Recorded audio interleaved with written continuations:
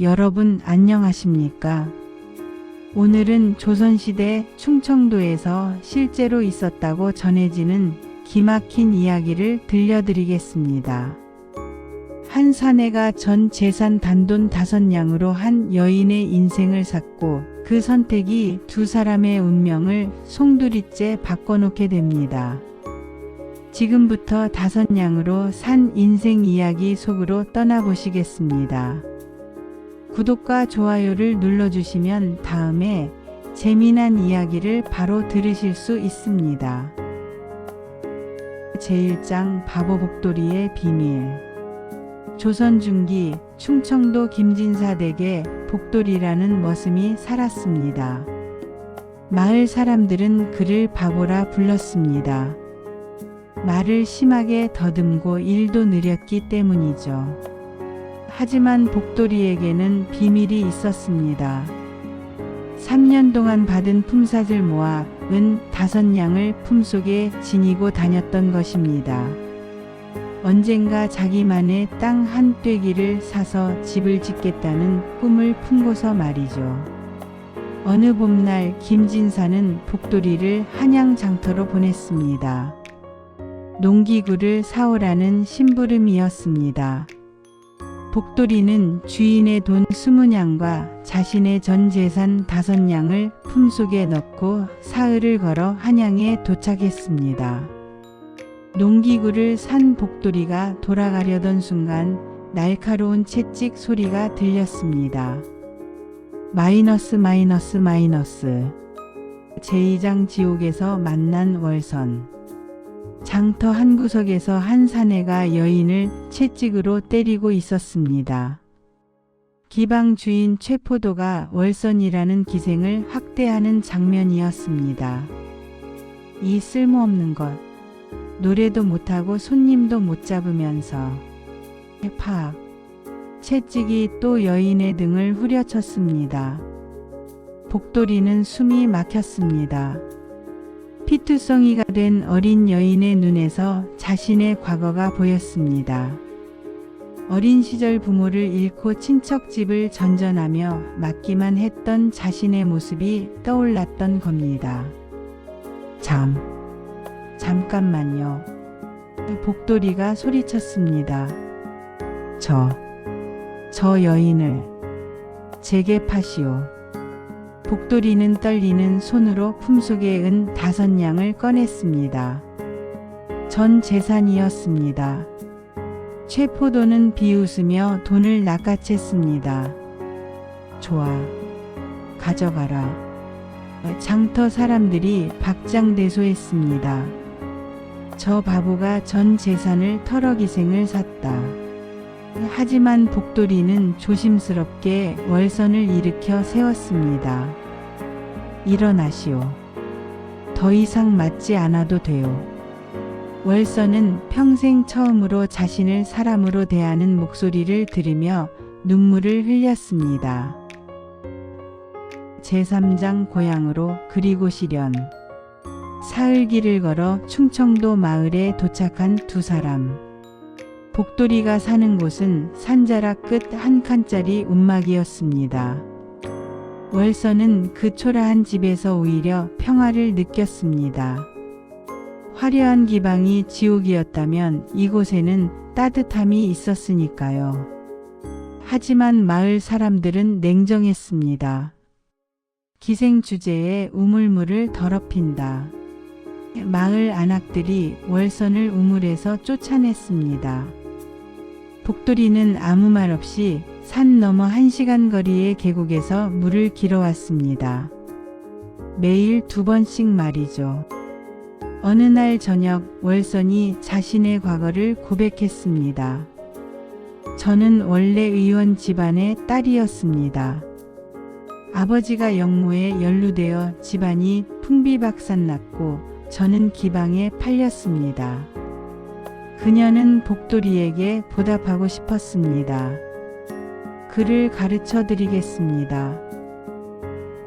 제4장 변화의 시작. 복돌이는 놀라며 손을 내저었습니다. 저 같은 바보가 무슨 글을. 하지만 월서는 단호했습니다. 바보가 아니십니다. 단지 기회가 없었을 뿐이에요. 신기한 일이 일어났습니다.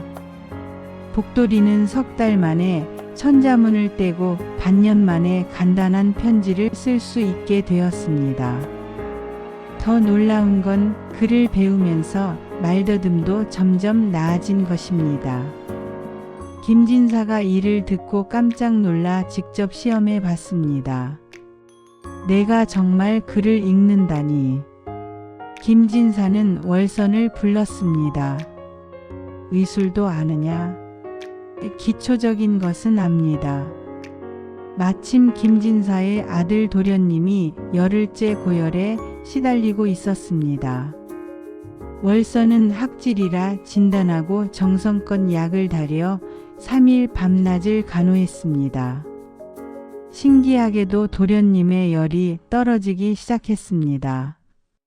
고맙소. 당신이 우리 아들을 살렸소.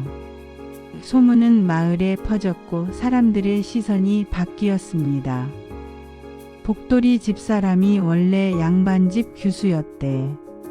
마을 사람들이 하나둘 월선을 찾기 시작했고 이제는 우물물도 길어가게 했습니다.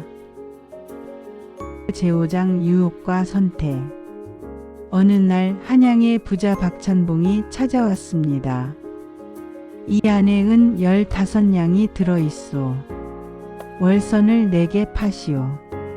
복돌이가 평생 모아도 못 만질 큰돈이었습니다. 박찬봉이 말했습니다.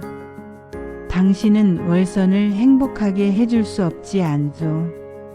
복돌이는 고개를 들 수 없었습니다. 그 말이 맞았으니까요. 자신은 가난한 머슴에 불과했습니다. 좋습니다. 복돌이가 떨리는 손으로 은 주머니를 집으려 했습니다. 바로 그때 월선이 복돌이의 손을 꽉 잡았습니다. 안 됩니다.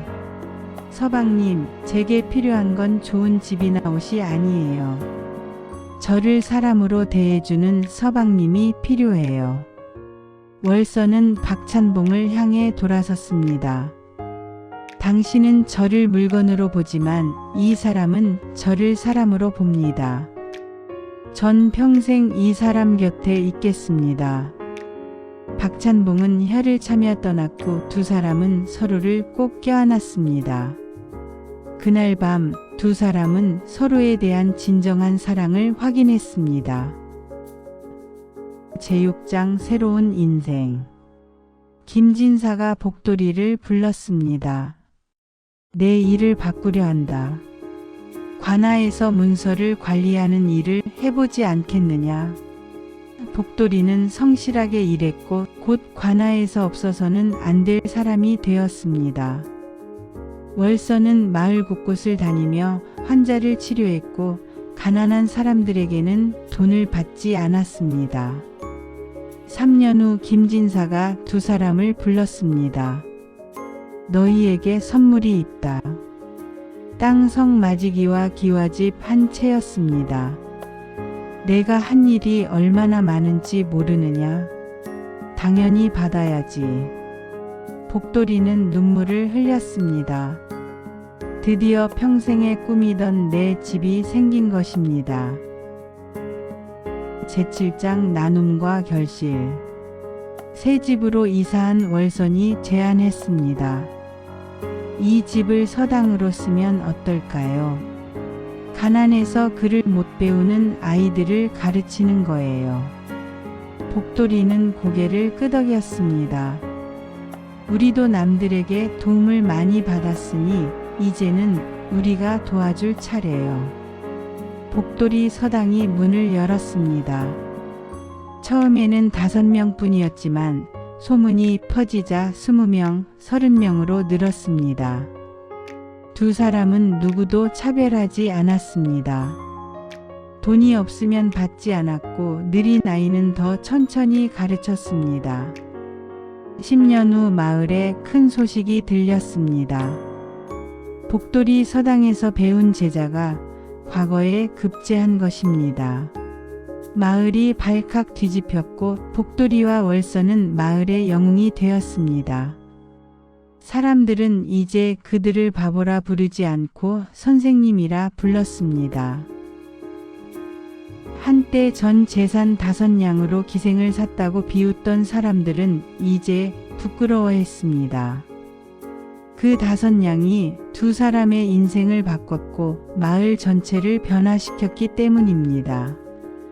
훗날 복돌이와 월선이 세상을 떠난 후 마을 사람들은 비석을 세웠습니다. 5냥으로 서로의 인생을 사고 그 인생으로 수많은 아이들의 미래를 산 사람들. 복돌과 월선 여기 잠들다. 여러분, 사람들은 복돌이를 바보라 불렀습니다. 하지만 진짜 바보는 누구였을까요? 복돌이는 알고 있었습니다. 돈보다 소중한 게 있다는 것을, 바로 사람이라는 것을 말이죠. 5냥으로 산 인생이 두 사람의 운명을 바꿨고 한 마을 전체를 변화시켰습니다.